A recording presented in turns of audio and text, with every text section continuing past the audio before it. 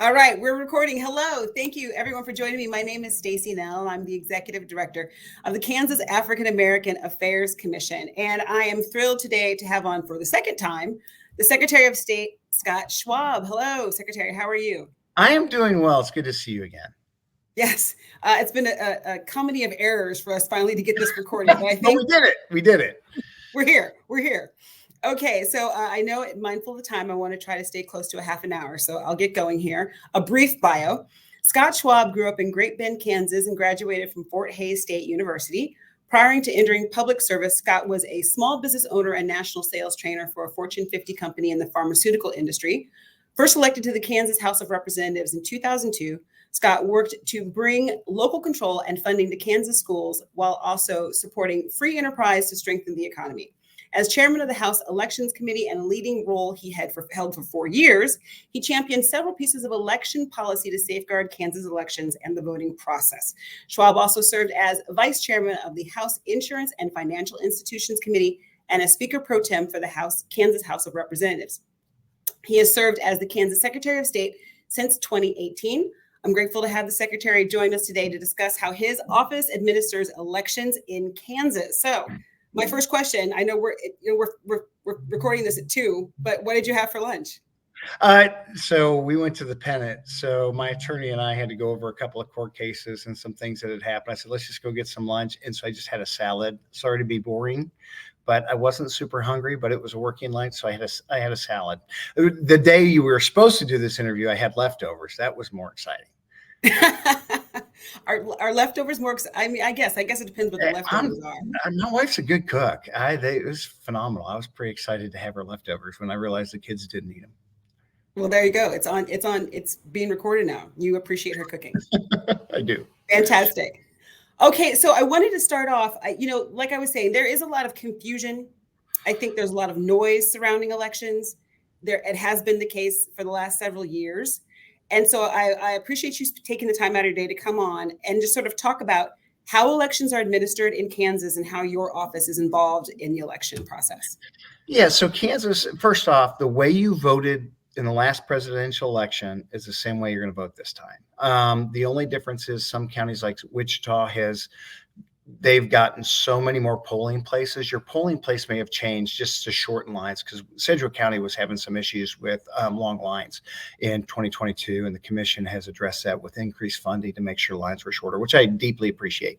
But outside of that, you can vote by mail, which we recommend. Don't mail your ballot. Treat it like cash. You wouldn't mail cash. Put it in the drop box, or you can turn it into any polling place or any early in-person advanced polling place in your county. Don't turn it in one outside your county. But we recommend it. Just don't give your ballot to the post office because there's no guarantee on how they're going to treat it. Whereas if it keeps in with Kansas ballot custody, there's a better chance of your ballot being counted correctly. And you can go to votekansas.gov and we have a ballot tracker there. So if you've applied for an advanced mail ballot, it'll tell you that they've received your application. It'll tell you that your ballot's been sent out. It'll tell you that your ballot's been received. So you said votekansas.gov. I just want to give you a chance to do that again. Yeah, votekansas.gov. And it's important to the .gov because it gives us extra cyber protections. And sometimes there's like a ksvotes.org out there. That's not us. And we don't know what they do with your information and who they share it with. So that's why we say if it says .gov, make sure that way you know it's handled by us and is regulated by state law.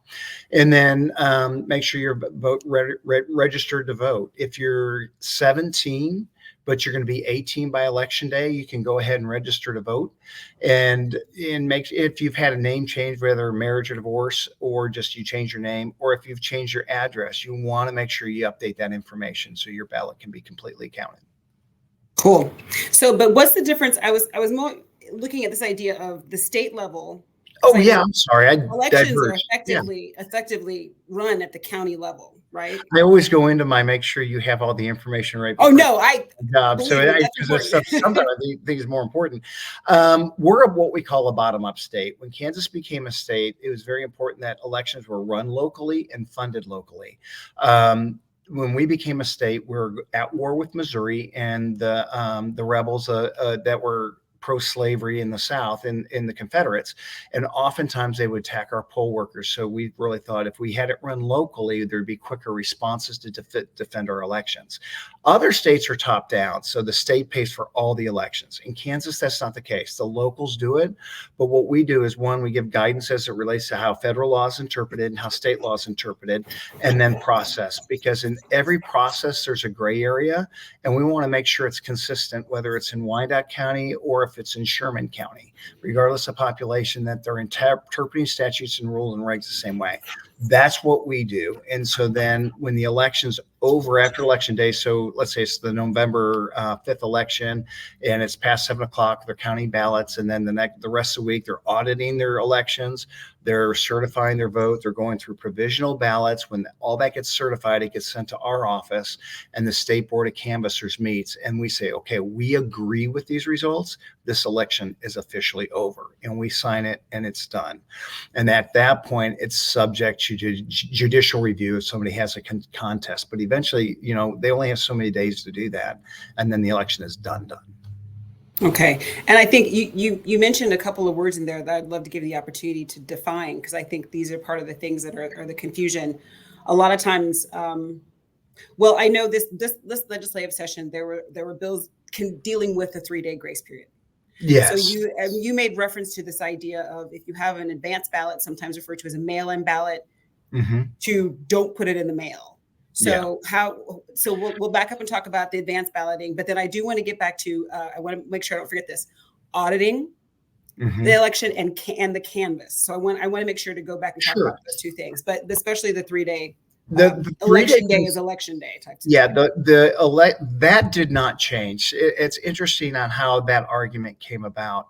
The reason why we have a 3-day grace period is, I believe it was in 2017, it may have been 2018, the post office moved most of the processing centers out of Kansas. So there's one still in Wichita. So if you vote in Kansas City area, your ballot leaves the state and goes to Kansas City, Missouri. If you're in Southwest Kansas, it either goes to Santa Fe, New Mexico, or goes to Tulsa.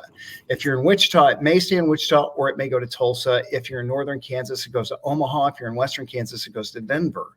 Wow. So it's a significant process for the post office to get those ballots in. So there is an agreement between then Secretary Chris Kobach and Jamie Shue, who's a Democrat clerk out of Lawrence, Kansas, came up with a bipartisan agreement to say, let's just allow 3 days for those ballots to get back into the state. I will say sometimes they don't come back into the state, even though you did everything on your job. This is why I say just don't mail it if you don't have to. I understand some people have no choice. And if that's the case, there's that 3-day grace period, but use the votekansas.gov to track your ballot to make sure it shows up. And if not, you need to maybe call your local county clerk, and you can get that information at that website as well to help them find your ballot and make sure it gets delivered. Okay. So then I do want to talk about those two words you mentioned, the canvas and the audit. So 7 p.m. election day happens. The polls close. Obviously, if you're in line at 7 p.m., you're still allowed to vote. I know from our last conversation at 7 o'clock, that's when the external drop boxes all get locked. Correct. So, but then what happens after 7 p.m. on election day? So after 7 p.m., they're processing votes, and they're through the tabulator, they're uploading the numbers, because the tabulators are counting, but no one can see what the vote is. Once it's 7 o'clock, they turn it on and start counting and processing those ballots, and also processing the advanced mail ballots that came in, some of which have been processed before already. And that's what you're going to see as the preliminary results on our website on election night. That's preliminary, because there's provisional ballots, and provisional ballots mean you're voting in the wrong place, but it doesn't matter for president or Congress. That part doesn't, even if you were in the voting in the right place, that would still count.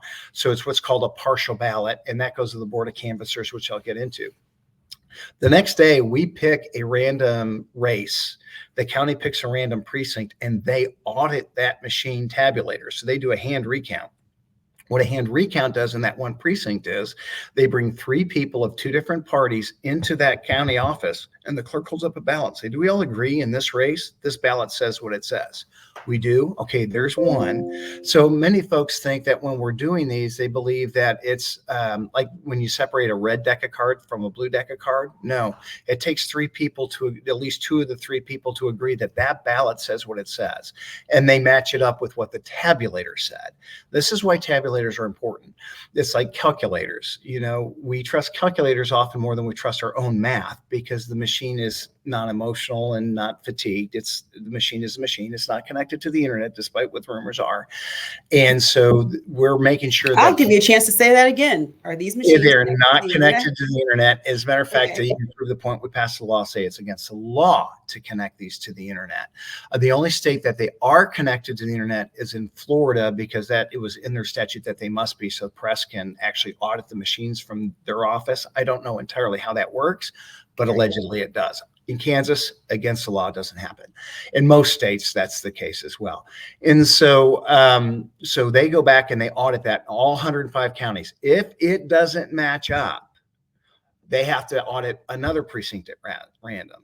If that doesn't match up, which normally it's the same error, they have to do a hand recount of the entire county, and that's only happened once in a county commission race. And both of the county commissioners understood what the error was, and the loser did concede to the winner, and everything was peaceful. And that was in a rural Kansas community. So that's how we know the equipment is trusted. Plus, we do logic and accuracy testing before the election even starts, and that's in an open meeting, so party leaders can come in and see here's proof that the machine does what it says it's supposed, what we've programmed it to do. And then the board of canvassers are your county commissioners. So when that election clerk is done processing everything, they go to the board of canvassers, and any provisional ballot, she explains why it's provisional, or he explains why it's provisional, and the board of canvassers vote on whether or not they accept what she says and count that ballot within statute. Now, sometimes they'll vote on it, but if they say no and it's a legal ballot, that's going to be contested in court, and eventually they're going to be overturned. But overwhelmingly, they just follow statute because they want votes to count. Most of your county commissioners are not trying to kick votes out, especially because they don't know who the person is who voted. They're just saying, and they don't even know how they voted. They're just saying, here's what was voted and why it should count, or here's why it's not. Like, we got this person's advanced mail ballot, but then they went in and voted personally. They voted provisionally, but the first ballot that was cast was the advanced mail ballot. We need to count the advanced mail ballot. That's what they do. And then they get their tally, and that's what goes to State Board of Canvassers to certify the vote.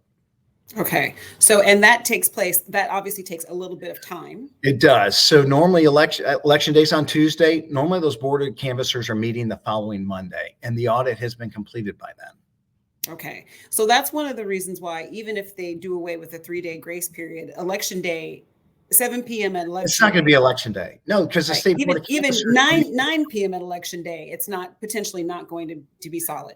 Right. So it's one of those popular phrases, but it's always been done this way. Elections, their election day is not election day because we have early voting. And so election day is just a deadline that the voting process stops here.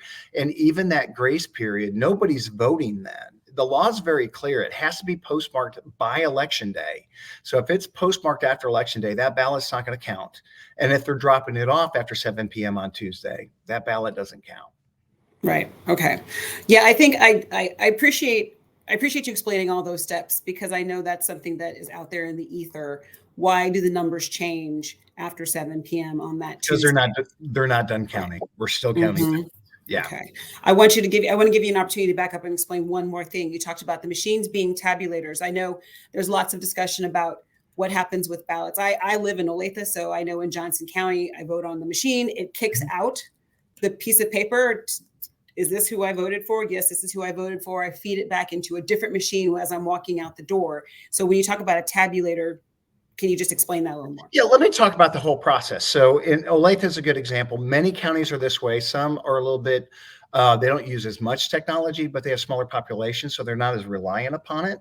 Olathe is a good example because Johnson County is a big county. There's a lot of people who live there, and that's a lot of ballots to process. So when you go in, you show your ID, and this is what helps secure elections, is you can say you are who you are, but when they put your driver's license on that tablet, it pre-populates your ballot to make sure you're getting the correct ballot. So where in the old days you would sign it in a book, maybe you don't get it. Maybe you're in this precinct and you should have got something different, and it's subject to human error. When you do it with your driver's license with voter ID, it takes the human effect out of it, so it's computerized, so that it is making sure that you absolutely got the right ballot that was for So that's why when I vote early, because I know with early voting, so many opportunities to do early voting in Johnson County, I am not necessarily voting in my actual, well, my poll location is not open because it's early voting, but that's how I get the correct ballot. See, I learned something. And this is why those who criticize voter ID, it's like it shortens the lines and it eliminates errors, variance, and waste.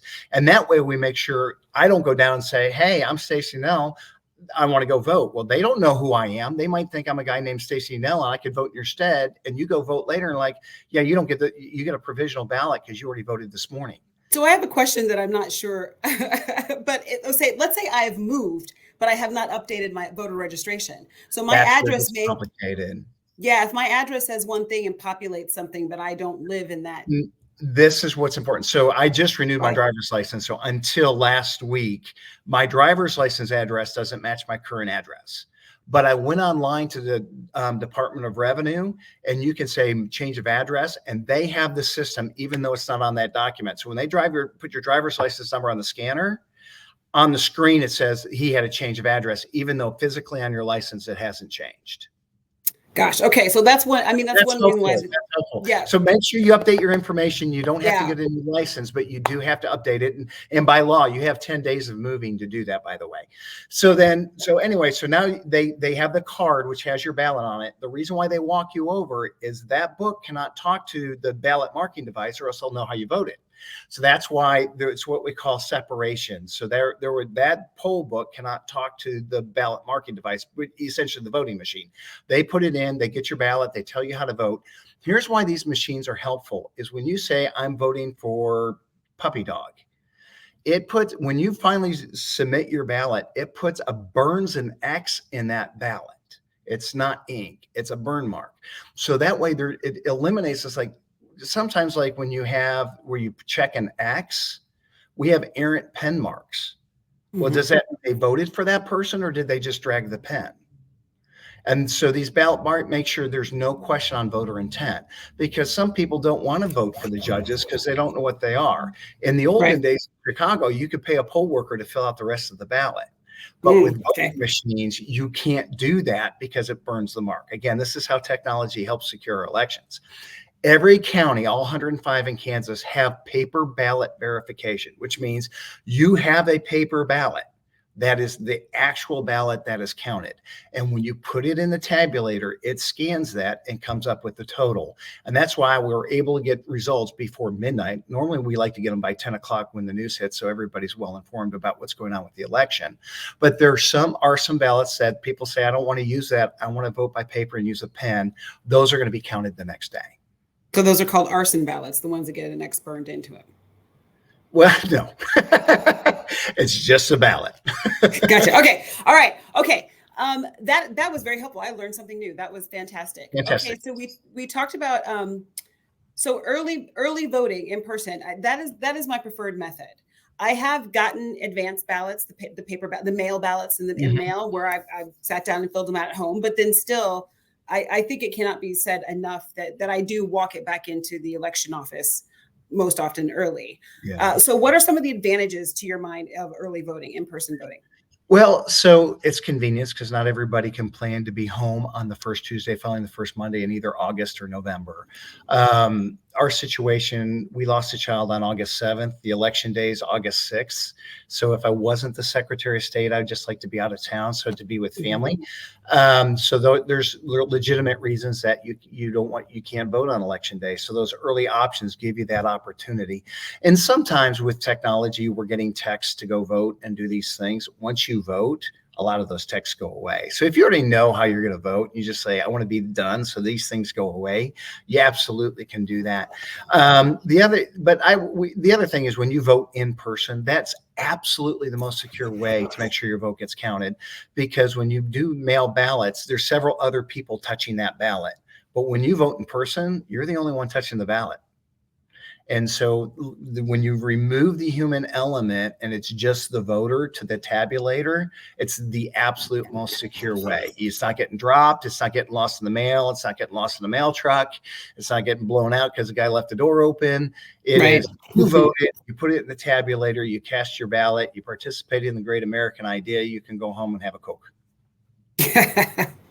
Watch baseball and eat apple pie. Okay, so I know there have been some recent Kansas Supreme Court election rulings that have come down, decisions that have come down, and those may or may not impact your office. So I just wanted to give, so I know there was one about impersonating an elected election official.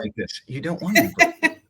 Well, you already said people might think you're Stacey Nell, so I mean, like, but how does that ruling impact your office, or how does that ruling impact your office? So there's going to be a stay on the order. The biggest concern is activists acting like they're an election official, taking ballots and maybe not turning them in.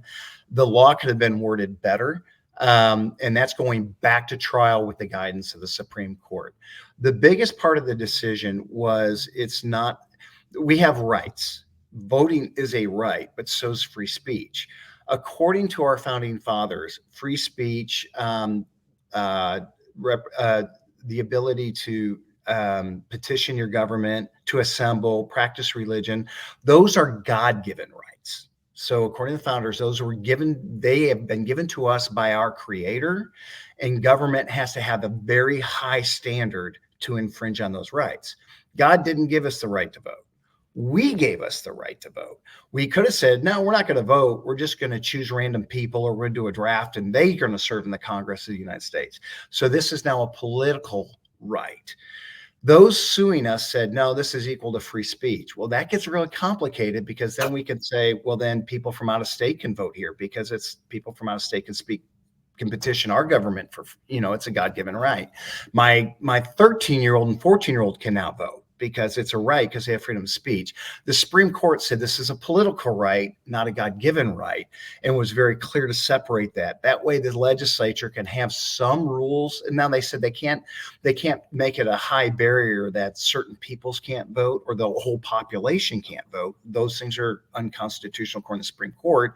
But we can put in regulations like, no, we have age limits, and you have to vote at your polling place. We have a voter registration list. You can't vote for somebody for office that wouldn't represent you. Like, I can't go out to Garden City, Kansas and vote for Tracy Mann.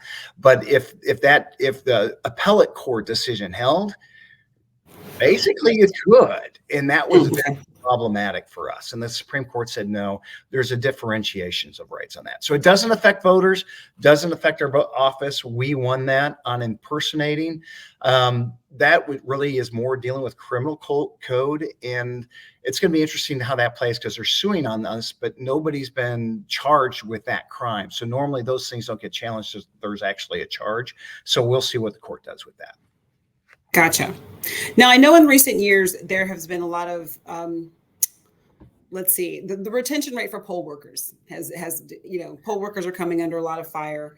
So what would you say about that? Make your best plea to get more people to be poll workers. I know yes, poll I'm workers, excited about this. yeah, poll workers play a very crucial role in the entire process. So what about poll workers? What do they do? How does one become a poll worker? And why should a person be a poll worker? Okay, so we actually lost more poll workers because of the pandemic than the current political environment. And so we lost so much institutional knowledge. Now we do have a lot of poll workers. We need more. You could be as young as 16 and be a poll worker. So if you're a parent of a 16-year-old or a grandparent of a 16-year-old, you can work with your grandchild child. And so that's it's a wonderful experience for you. And if you're a teenager, it looks great on a resume for scholarships if you're applying to a qualified admissions university or just a job, because this isn't a political activity, it's a civic activity. Right. And companies and or government jobs that you just really have a high grade for such activities. We tell our young people, you don't have to go to school, you get credit and you get paid. Who's in? And a poll worker could be anybody from somebody who's checking you in to taking that ballot to the machine, to the person giving you the sticker, keeping eyes on the election that way, all the way up to a poll judge. Because let's say somebody says, well, we don't know, there's something wrong here and we don't know what the answer is. That poll judge makes a judgment, because there is no such thing as a perfect election, but we do the best we can. And overwhelmingly, except for one time that I can think of, the election determines the winner. The only time it doesn't is if there's a tie. And even in the treasurer's race in 2022, in the primary, that it was in the Republican ticket, was decided by less than 1%.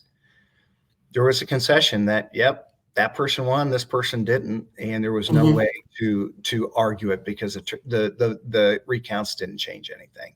The Supreme Court said the point of an election is not to make sure every vote is counted correctly. It's to make sure that we know who the winner is. And maybe this one ballot, there may have been an error. If it doesn't change the outcome of the election, how much weight does that carry? Why would you? No one's harmed. Gotcha.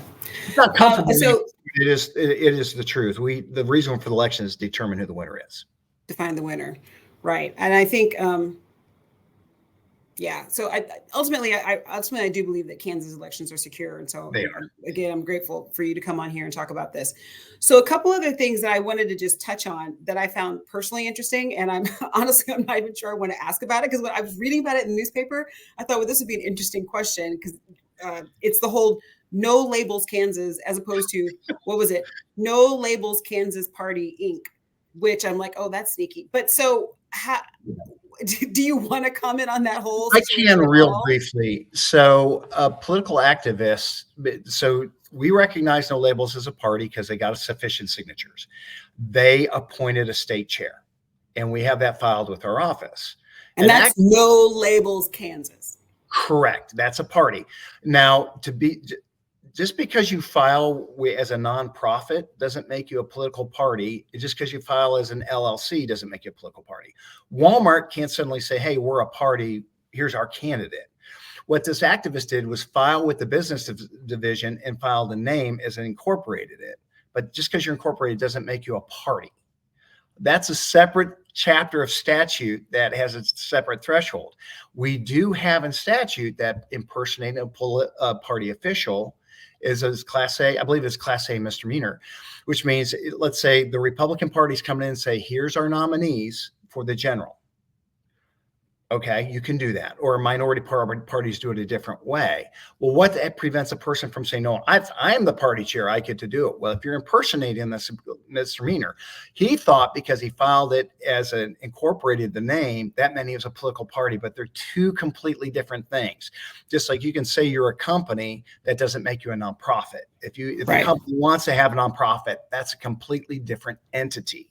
And so when you try to be cute to try to game the system, it normally bites you because the system's pretty secure.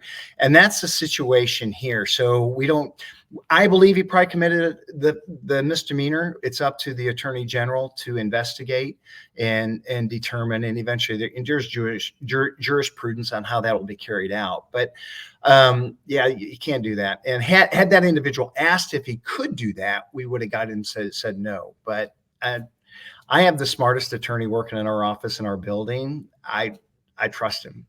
I know Clay. He's good.